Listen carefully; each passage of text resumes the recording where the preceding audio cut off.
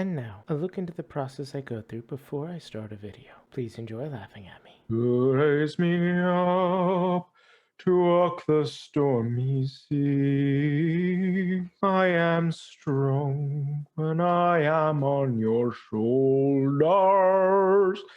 Okay, cool. That's going to be a nightmare to listen to. All right, looks like we're live. Looks like we're doing okay. This has been Sound Testing and Mediocre Singing with Caleb. Please join in next time where I do not show this part of the video because I don't want to cause any pain to your ears. Enjoy the rest of the video, guys. Hello, everybody, and welcome to today's video where I am going to be going off script yet again. I don't have anything written out. I just have a general topic that I want to talk about, and I'm just going to kind of rant through it, speak out my thoughts, and see where I can go with it. So today we're going to actually be talking about how to play a hateable character. And I know that's a little odd. This is mostly for DMs. I would not recommend any of this advice go to players at all, but it's mostly about how to create that villain, that just awful, terrible villain that sticks in the players' heads and they know that they want to defeat or take down. Is really a unique talent to be able to create a hateable villain. And so I'm going to be talking through some of my thoughts on that, how to do that. I actually have a hard time doing it, so it's going to be interesting. We're going to kind of be theory crafting and walking through it together, but let's go ahead and jump into the video. Notice this weird thing while I constantly move my hands and I'm consistently afraid of hitting the microphone or bumping the desk and causing the camera to shake. I've got to get that under control. Anyway, so hateable villain. Let's say you're playing as the DM, right? You've got this campaign, you got your BBEG, that's Big Bad Evil Guy for anybody who doesn't know what that stands for. Typically, they're the main antagonist of your campaign and you've been building up to it, you've been hinting to it. Your players are going to face them down. I think your players there's two things I think that can happen when you want to create a hateable villain or an iconic villain and it doesn't go your way. Number one is the party takes a liking to them. And let me make it clear, having the party take a liking to a villain is its own kind of reward. I think it can be amazingly fun to have the party have this kind of love-hate relationship with the villain where they riff off with them, they joke around with them, they enjoy them. I will probably make another video sometime in the future about making likable villains. That'll go in tandem with my video about how to play a likable evil character.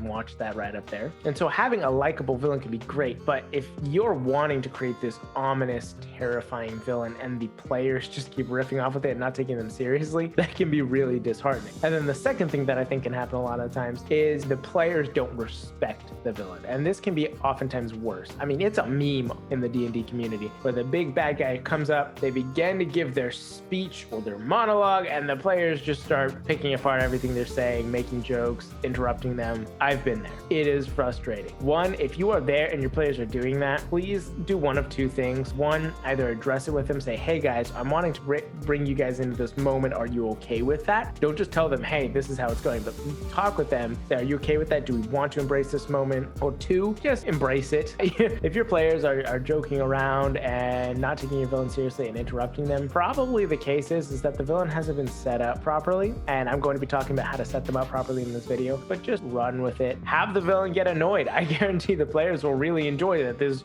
picking at them and joking with them is really getting under the villain's skin, and it'll make the players enjoy it. At the end of the day, the goal, guys, is to make the players enjoy the game and have a good time. So I would embrace that. But on that same level, it's also the job of the DM to make sure they are also having a good time. And if the way you want to have a good time is creating a hateable, ominous, larger-than-life villain, here would be my tips on how to do it. So number one, I have created a villain before my players did have a personal beef with and had a lot of respect for. At the same time, I've also created another villain in the exact same campaign who tried to give a monologue and just kind of started getting joked around with and picked apart. And ultimately, that villain ended up being one of the most dangerous they fought. She almost killed them all. But it was clear that I hadn't set her up properly. And that was true. They had encountered her once and then just kind of heard rumors about her for the rest of the campaign until they eventually came to meet her, which doesn't create a good or firm foundation of what you want to do. So number one, make it clear who the villain is before the players confront them. There is, I believe it's a Matthew Colville video, and unfortunately I cannot remember which one it is, and that man has hours upon hours of content, so I'm not going to be able to put the link in the description, but basically he talks about the idea of introducing the villain in the first session. Have them be larger than life, too dangerous for the players to even comprehend about facing. And that way the players know what they're up against. That can work, and I think that's a totally reasonable way of doing it. I don't like doing that specifically because when I do that, I am then trapped with that villain. And I really prefer to have the players determine who the villain is. The way that I DM is I create a world, right? I know what's in the world, and I let the players choose who they have a problem with. Because a lot of the times your players will create characters with certain morals, certain guidelines, and one of those major forces in the world is going to end up conflicting with them. Their morals are not going to match. And when that is the case, I take that person and I'm like, all right, this is going to be the person they have conflict with. If I introduce the BBEG in the first session, I don't like it because I'm then trapped with this is going to have to be the person that you guys face. And for me and the campaigns that I like to run, that's not fun. But it is a totally reasonable way if you want to put this villain in front of them and make them terrifying, put them in the first session. Have them display this massive power of dominance. Lord of the Rings does this in the first section of the movie.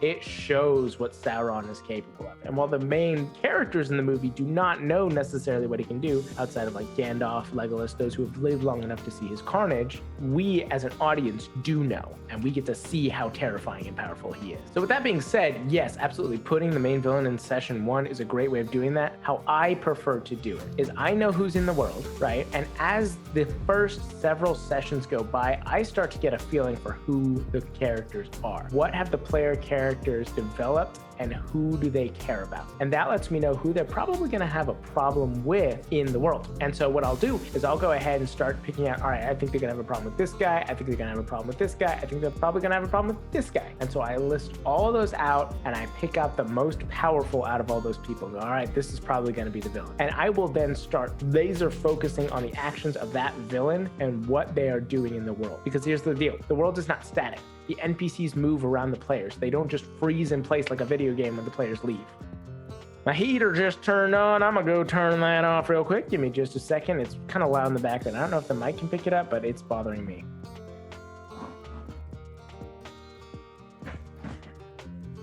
Okay, sorry about that. Heater situation handled. But as I was saying, they don't just freeze in place like a video game. They continue to move. The world is dynamic. And as a DM, that is one of the most important things of making a villain seem competent and terrifying and larger than life. They have to act while the players are doing their own thing. They have to continue to move. And if you don't do that, it can be intensely frustrating for you and the players because they may want to hate this villain. They may want to have a big, imposing force in front of them, but it never moves. It never does anything. It never interacts unless they interact with it, leading them to believe that this is an incompetent villain and maybe not worth their time. So make sure that they continue to move around. And then moving on from that, what you want to do is you want to make sure that players see and feel the effects of the villain in the world. As they move through the world, start sprinkling around rumors, which is what I did with the one villain I mentioned who kind of got picked apart in her monologue. Spreading rumors is good. Have people start to talk about them. Make it clear this person, this force, is a constant thing in the world and they exist and inflict their own will upon it and they can't be ignored. Make sure that when the players go into a new village, perhaps the villain has squeezed taxes out of them and the village is just kind of in constant despair and poverty. The players will probably end up asking a little bit about it if you press it enough and have just one of them say, oh, well, you know, Lord Blackwell up there, he's got a lot of taxes that he needs to build his army and we just have to keep on paying it because there's not much other choice. Wow, that was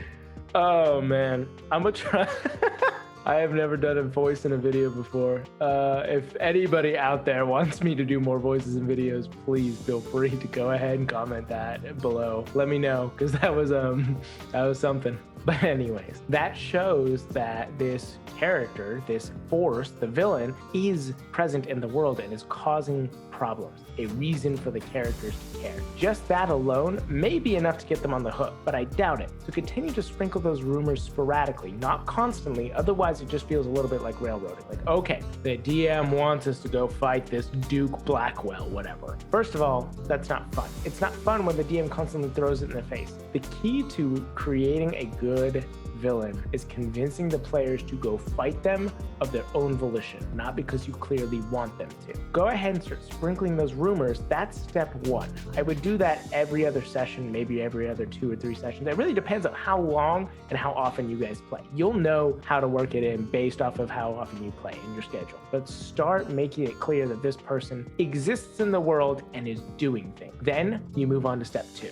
Step 2 is to cause the players to interact with either a liaison of the villain or the villain themselves in a neutral capacity. And what I mean by neutral is put it in a situation where combat is not assured and is probably a bad idea. Now, this is a very personal step of mine. You do not have to do this, okay? It is something I specifically like to do, but how long has that been down this whole video? It was up when I moved to start recording. Hold on.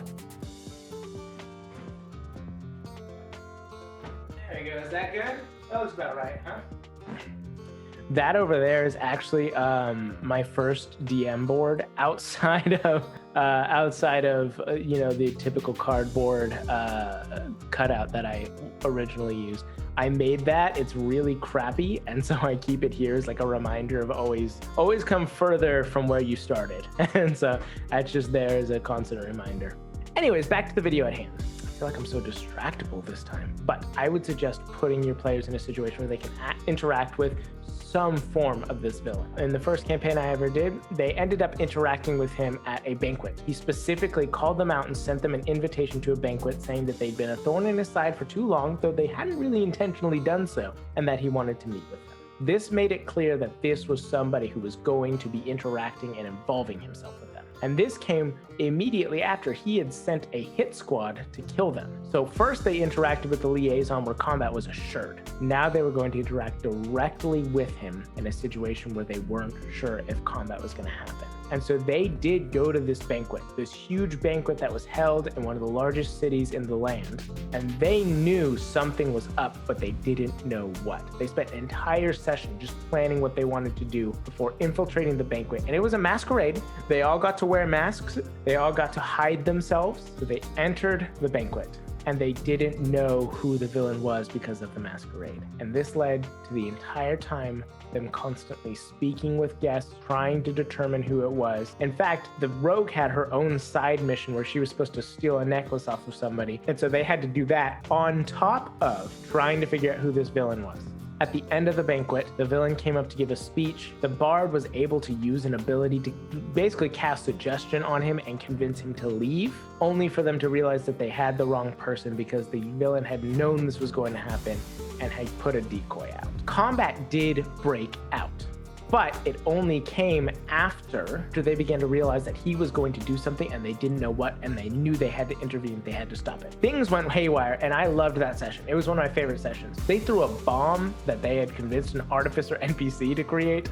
They got into a fight. The mother of 2 of the player characters almost ended up dying to this villain, and they all got out barely with their lives, killing one of his liaisons. And during this time, the villain had actually been able to speak with them. He had been able to converse with them behind a mask, though they didn't know it, and he got to learn about them. And after this happened and they had to run for their lives, now there was a clear status quo. This character had not only tried to attack them, he had tried to kill 2 of the PC's mother, and he had gotten involved in what they were doing and threatened them. Now there was no other choice. This character was not going to leave them alone. This was a villain who is a problem, and they had to take him down because he would continue to come after them, and they would continue to go after him because he had gotten involved in their personal lives. That is step 2. Put them in a situation where it makes it clear the villain is aware of them, he's going to speak with them, and he's going to try and learn about the party and make it obvious that he is not going to go away and a conflict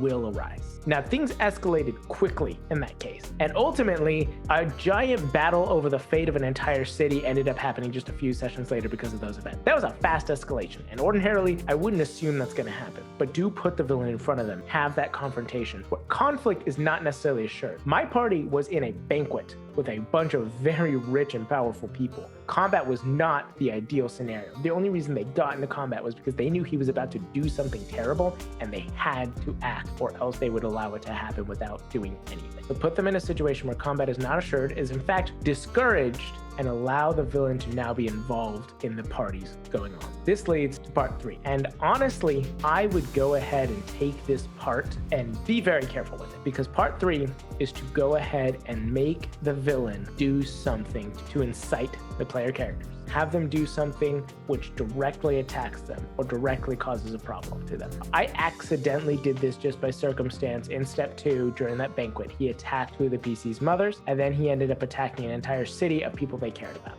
But what you can do is you can take this villain and cause them to do something that directly causes a problem for the player characters, and now they know who caused it. Have him create a stranglehold on one of their hometowns. Have him send a hit squad after them. Have him attack them directly and get away. Now that's a dangerous thing to do because the player characters may actually end up killing the villain right there, so be careful with that. But have him do something that directly involves himself with them and will get under their skin. Do something that makes it clear he's not going to go away, and now he is involved and fighting back.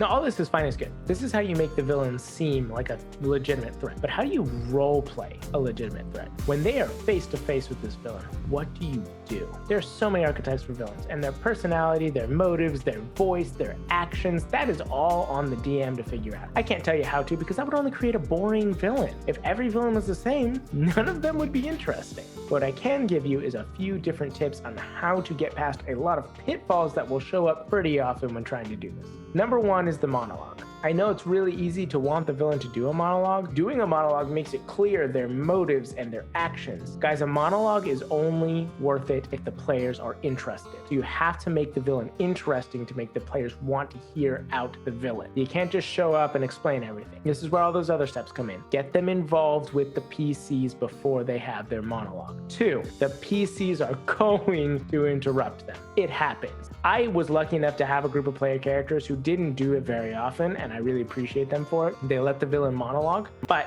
they're going to. A PC is going to interrupt, make a joke, just try and straight up fireball the villain. Here's what you do to make sure that the villain can remain a potent threat who shines larger than life. Give them a contingency plan. And that you could legitimately use the spell contingency, which right here, if you want to read it, it's kind of a long read, or it could be something else, a way of blocking a spell, a way of dodging something. Maybe they're an illusion. Maybe they have a guardian there who will protect them. Give them a contingency plan to stop the players. The villain is gonna know if they show up and start monologuing at all of the different player characters, they're gonna attack.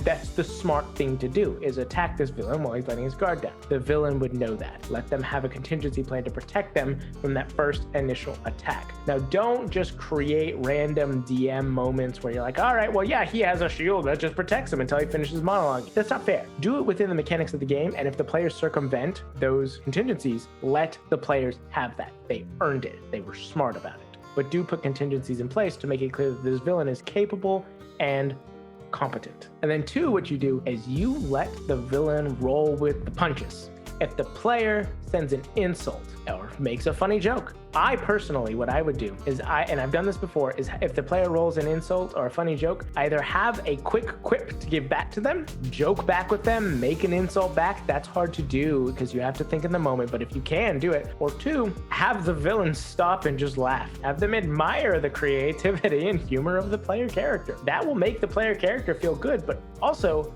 it's a little unsettling. You're about to get into a conflict with this person. You're about to fight them, and they're just kind of laughing it off. That means something else is going on, and they are very confident. That can really unnerve player characters. So if the villain is sitting here giving his monologue and speaking, and one of the other player characters calls out about his stupid voice, have him stop and then either respond something stupid back or just have him laugh and say, yeah, well, I was born with it. What's your excuse? Something stupid like that. But have them roll with the punches, because that will make it very clear that the players can't get under their skin. And the amazing side effect of this is it allows you to actually have a mechanical benefit for the players. Halfway through the battle, when the villain gets halfway through their health, when the players have whittled them down so they only have half of their health left, at that point, have their jokes and quips start getting under his skin. Have him start getting irritated, frustrated, fighting back, yelling. That is a very mechanical way of using roleplay to let the players know that they're getting somewhere, they're winning. I think that's a really good way of doing it. The other thing I would do when the players finally confront the villain, practice out what they're going to have said. I constantly, when I'm in the car by myself, go through the villain's voices, go through their head, think about what they would say. Have it practiced out so you are confident and ready to give it to your players. When they interrupt you, run with it, laugh, roll with the punches, and you can slide right back into what you were saying. Be confident as the villain. Be confident in who you are, because they would be. If that's how you want your players to be afraid or respect your villain, if they want to seem larger than life, know who the villain is and what they're going to say ahead of time. And if you get so far off track that you can't return to what you were doing, that's okay. Go ahead and just leave that and just roll with what the players are doing. Always make them feel like the villain is in control.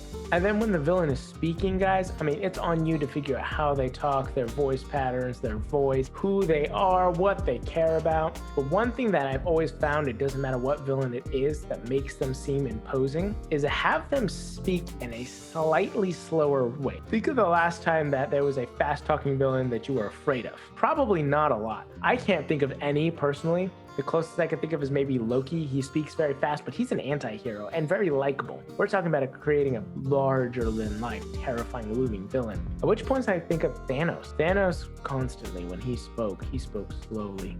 He talked about what he knew. He was always confident in what he was saying and took time to think about what he was saying. That allows you to seem more confident. It allows you to come across more bold and gives you time to think about what you're saying.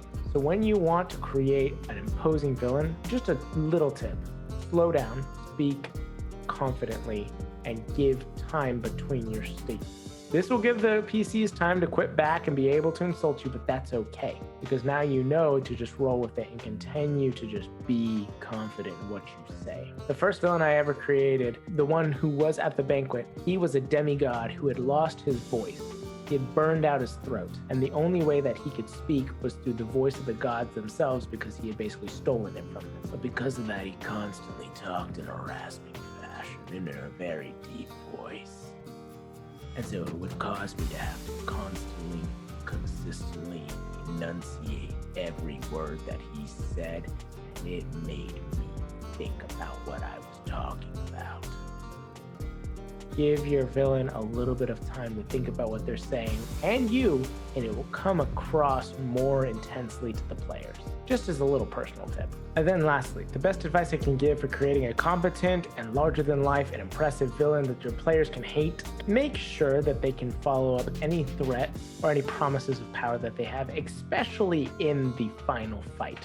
Your players are gonna end up interacting and fighting with this person, almost definitely. Make sure that in combat, they represent everything the players have come to fear and hate about this person. Make sure they display their power. They make it a difficult fight. And that means you have to plan ahead. You have to give this villain help, probably. You have to think about what strategies they would put in place, but make them competent and terrifying in the fight, and give the players a reason to feel, yes, this was a villain worth fighting, worth combating with, worth going after. Make it an impressive display of power. And if the players do end up beating this villain fairly easily by circumventing them, by outsmarting them, lean into it. Make the villain furious that this would happen, that the players outsmarted them, outpowered them, but make sure it's clear to the players that they did so through their own cunning and technique and prowess, not because the villain was incompetent, because that will only lead to disappointment at the table. So again, another video of me just kind of rambling, talking about my thoughts, but I think creating a hateable villain is something that's amazing. I have a tendency of creating